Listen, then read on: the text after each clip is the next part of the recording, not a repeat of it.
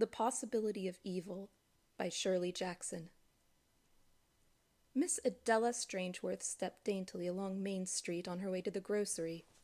The sun was shining, the air was fresh and clear after the night's heavy rain, and everything in Miss Strangeworth's little town looked washed and bright.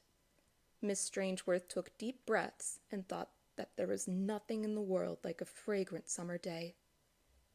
She knew everyone in town, of course.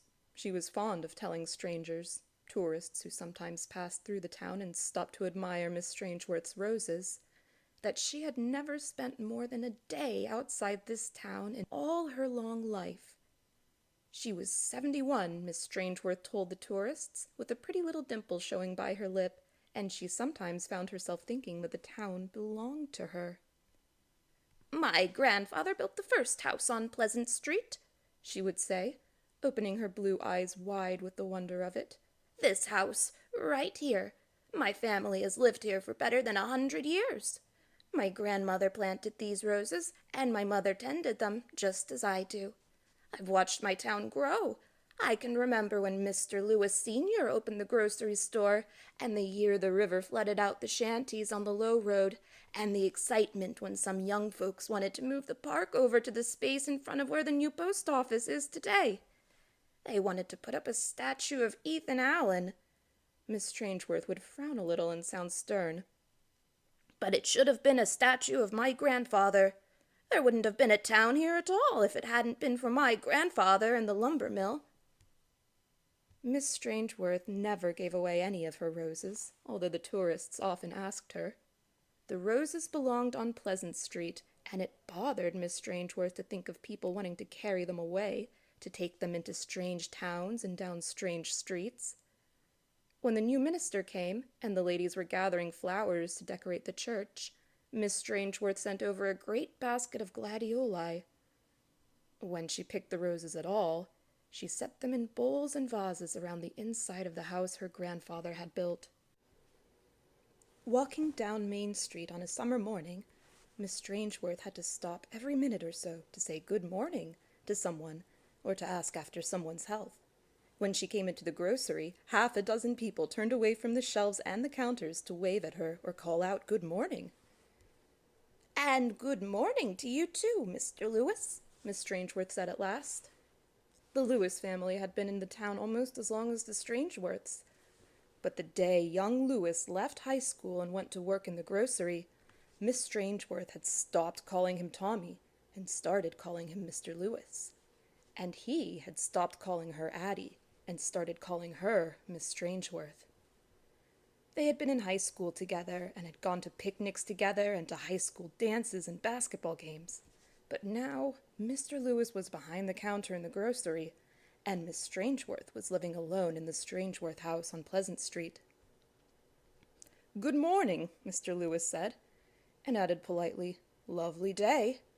"It is a very nice day," Miss Strangeworth said, as though she had only just decided that it would do after all. "I would like a chop, please, Mr. Lewis. A small, lean veal chop. Are those strawberries from Arthur Parker's garden? They're early this year." "He brought them in this morning," Mr. Lewis said. "I shall have a box," Miss Strangeworth said. Mr. Lewis looked worried, she thought, and for a minute she hesitated.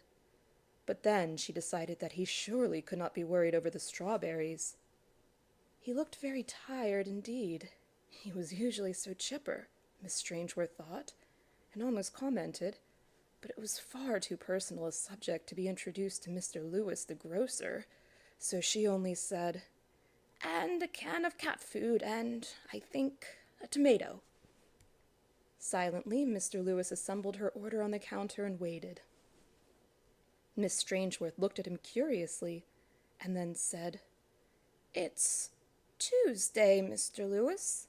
You forgot to remind me." "Oh, did I? Sorry." "Imagine you're forgetting that I always buy my tea on Tuesday," Miss Strangeworth said gently. "A quarter-pound of tea, please, Mr. Lewis." "Is that all, Miss Strangeworth?" "Yes. Thank you, Mr. Lewis. Such a lovely day, isn't it?" "Lovely? Mr. Lewis said. Miss Strangeworth moved slightly to make room for Mrs. Harper at the counter. "Morning, Della," Mrs. Harper said. And Miss Strangeworth said, "Oh, good morning, Martha." "Lovely day," Mrs. Harper said, and Miss Strangeworth said, "Yes, lovely." And Mr. Lewis, under Mrs. Harper's glance, nodded. "Ran out of sugar for my cake frosting," Mrs. Harper explained. Her hand shook slightly as she opened her pocketbook. Miss Strangeworth wondered, glancing at her quickly, if she had been taking proper care of herself. Martha Harper was not as young as she used to be, Miss Strangeworth thought. She could probably use a good, strong tonic. "Martha," she said, "you don't look so well." "I'm perfectly all right," Miss Harper said shortly. She handed her money to Mr. Lewis, took her change and her sugar, and went out without speaking again. Looking after her, Miss Strangeworth shook her head slightly. Martha definitely did not look well. Carrying her little bag of groceries, Miss Strangeworth came out of the store into the bright sunlight and stopped to smile down on the Crane baby. Dawn and Helen Crane were really the two most infatuated young parents she had ever known, she thought indulgently, looking at the delicately embroidered baby cap and the lace-edged carriage cover.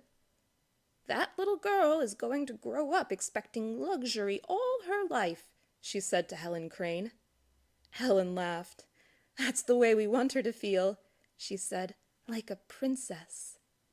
"A princess can be a lot of trouble sometimes," Miss Strangeworth said dryly. "How old is Her Highness now?"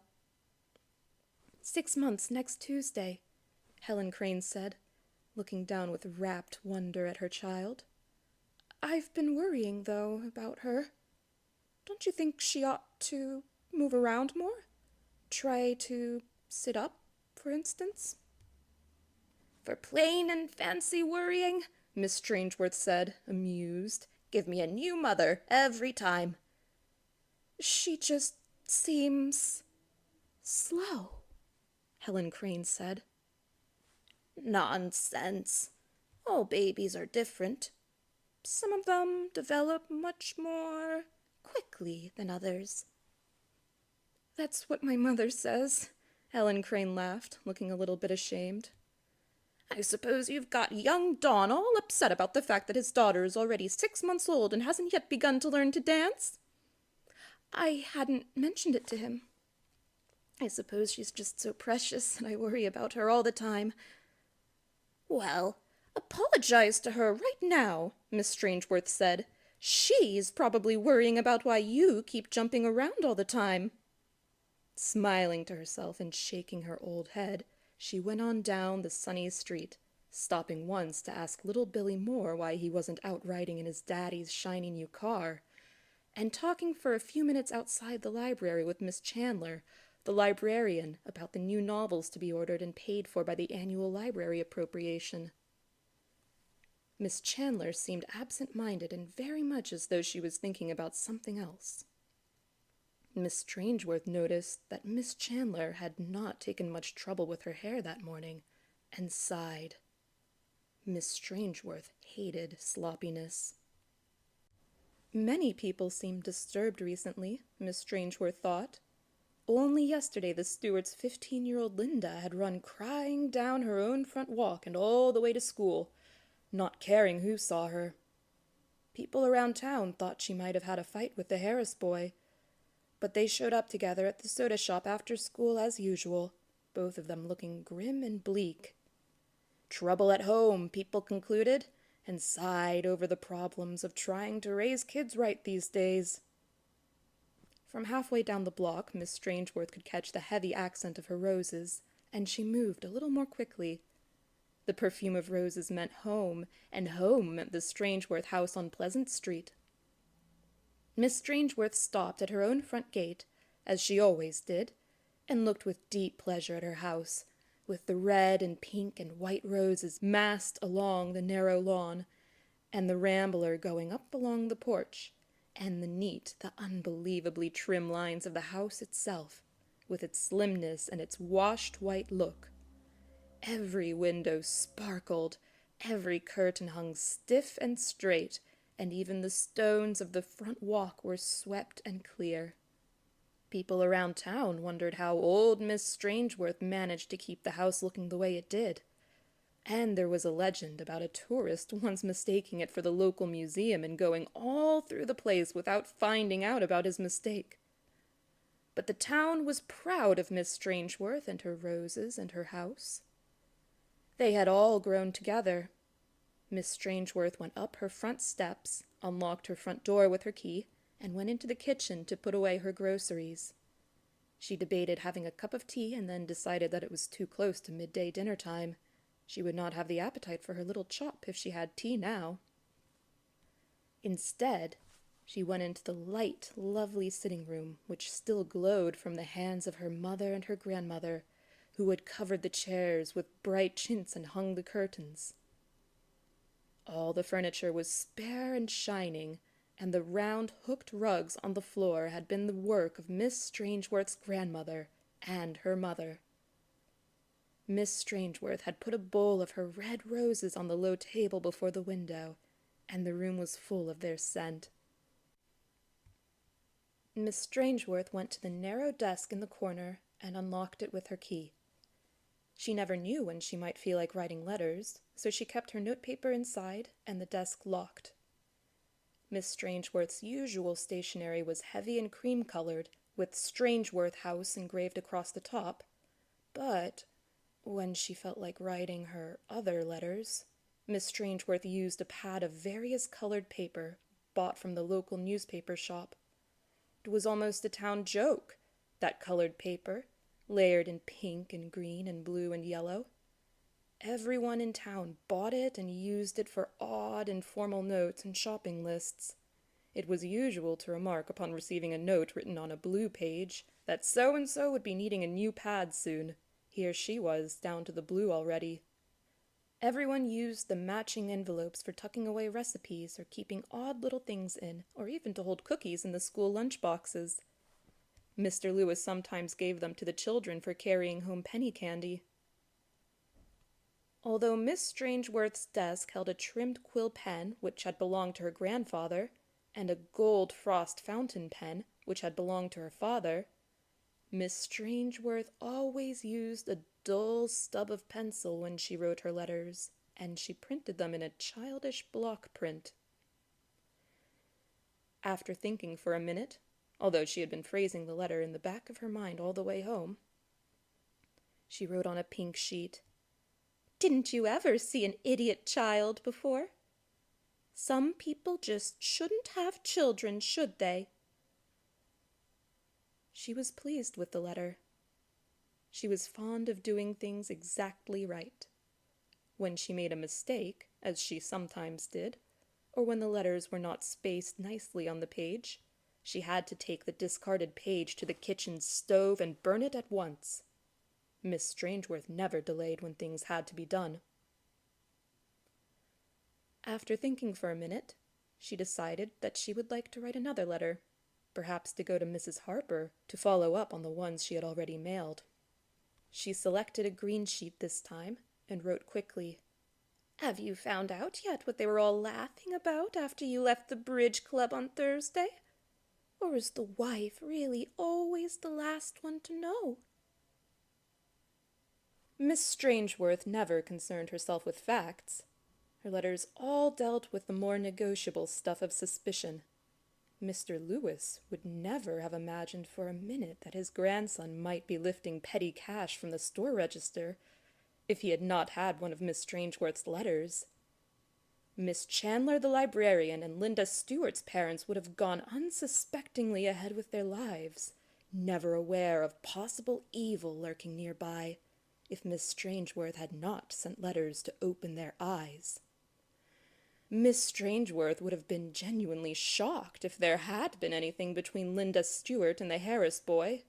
But as long as evil existed unchecked in the world, it was Miss Strangeworth's duty to keep her town alert to it. It was far more sensible for Miss Chandler to wonder what Mr. Shelley's first wife had really died of than to take a chance on not knowing. There were so many wicked people in the world, and only one Strangeworth left in town. Besides, Miss Strangeworth liked writing her letters. She addressed an envelope to Don Crane after a moment's thought, wondering curiously if he would show the letter to his wife, and using a pink envelope to match the pink paper.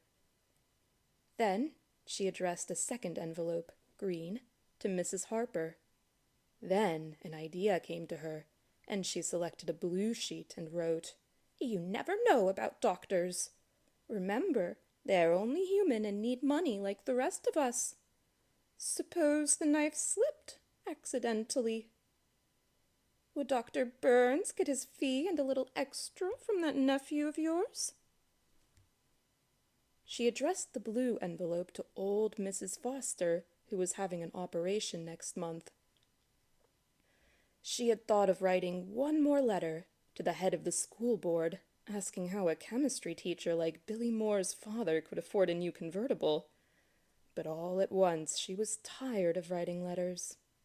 The 3 she had done would do for one day. She could write more tomorrow.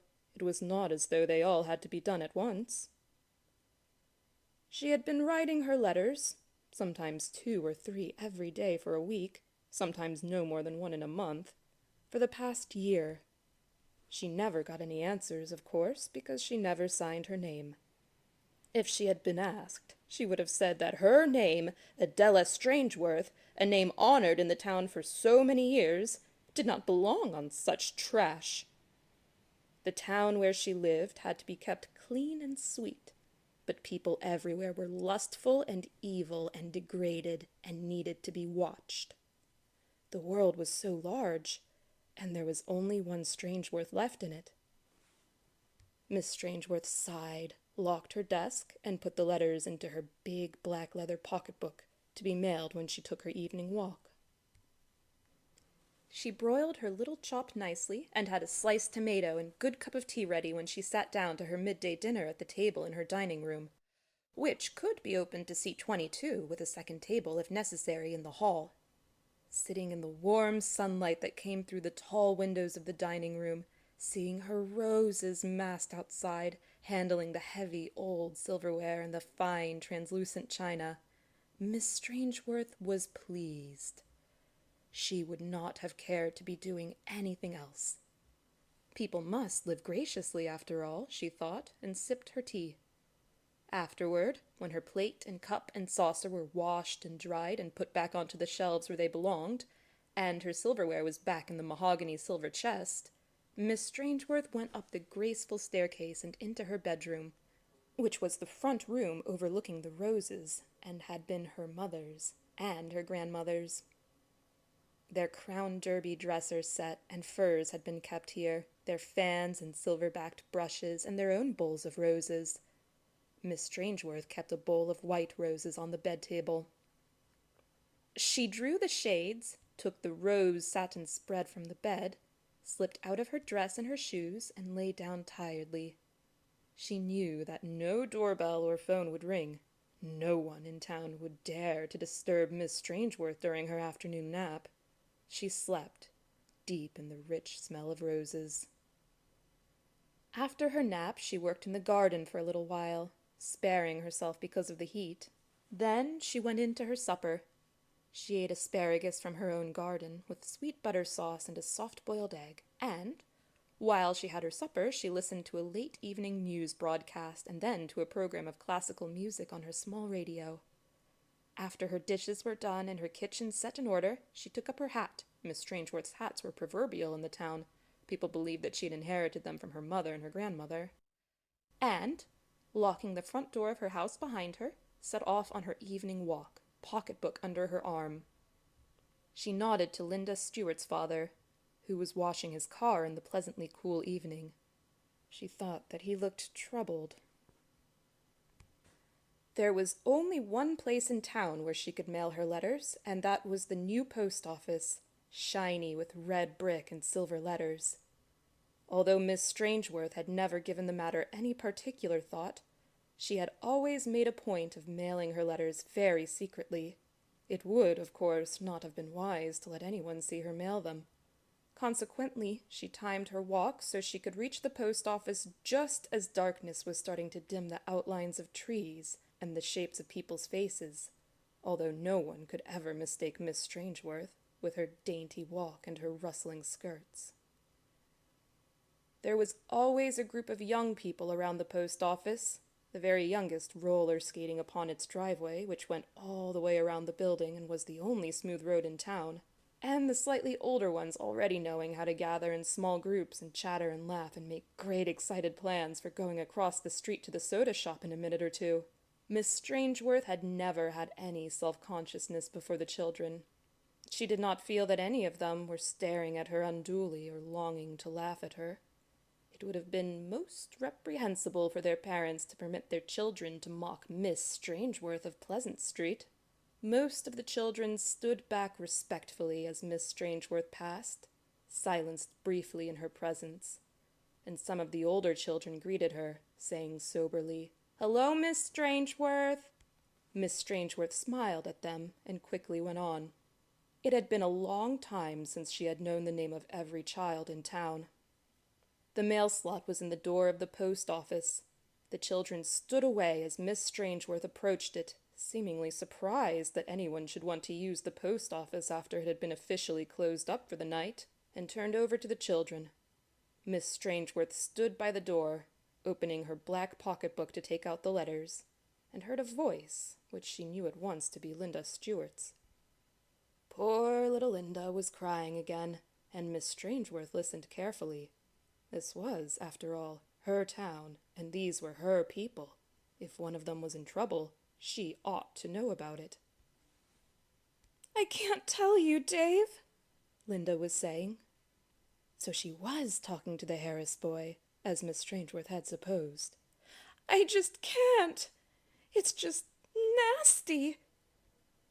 "But why won't your father let me come around any more? What on earth did I do?" "I can't tell you. I wouldn't tell you for anything. You've got to have a dirty, dirty mind for things like that." "Oh, but something's happened. You've been crying, and your father's all upset. Why can't I know about it too? Aren't I like one of the family?" "Not anymore, Dave. Not anymore. You're not to come near our house again. My father said so. He said he'd horsewhip you. That's all I can tell you. You're not to come near our house anymore." "But I didn't do anything." "Just the same, my father said." Miss Strangeworth sighed and turned away. There was so much evil in people. Even in a charming little town like this one, there was still so much evil in people. She slipped her letters into the slot, and 2 of them fell inside. The third caught on the edge and fell outside, onto the ground at Miss Strangeworth's feet. She did not notice it because she was wondering whether a letter to the Harris boy's father might not be of some service in wiping out this potential badness. Wearily, Miss Strangeworth turned to go home to her quiet bed in her lovely house, and never heard the Harris boy calling to her to say that she had dropped something. "Old Lady Strangeworth's getting deaf," he said, looking after her and holding in his hand the letter he had picked up. "Well, who cares?" Linda said. "Who cares anymore, anyway?" "It's for Dawn Crane," the Harris boy said. "This letter. She dropped a letter addressed to Dawn Crane. Might as well take it on over. We pass his house anyway." He laughed. "Maybe it's got a check or something in it, and he'd be just as glad to get it tonight instead of tomorrow." "Catch old Lady Strangeworth sending anybody a check," Linda said. "Throw it in the post office. Why do anyone a favor?" She sniffed. "Doesn't seem to me anybody around here cares about us," she said. "Why should we care about them?" "I'll take it over anyway," the Harris boy said. "Maybe it's good news for them. Maybe they need something happy tonight, too, like us." Sadly, holding hands, they wandered off down the dark street, the Harris boy carrying Miss Strangeworth's pink envelope in his hand. Miss Strangeworth awakened the next morning with a feeling of intense happiness, and, for a moment, wondered why. and then remembered that this morning 3 people would open her letters. Harsh, perhaps at first, but wickedness was never easily banished, and a clean heart was a scoured heart. She washed her soft old face and brushed her teeth, still sound in spite of her 71 years, and dressed herself carefully in her sweet, soft clothes and buttoned shoes. Then, going downstairs, reflecting that perhaps a little waffle would be agreeable for breakfast in the sunny dining room, she found the mail on the hall floor and bent to pick it up. A bill, the morning paper, a letter, in a green envelope that looked oddly familiar. Miss Strangeworth stood perfectly still for a moment, looking down at the green envelope with the penciled writing, and thought, "It looks like one of my letters. Was one of my letters sent back? No, as no one would know where to send it. How did this get here?" Miss Strangeworth was a Strangeworth of Pleasant Street. Her hand did not shake as she opened the envelope and unfolded the sheet of green paper inside. She began to cry silently for the wickedness of the world when she read the words, "Look out at what used to be your roses.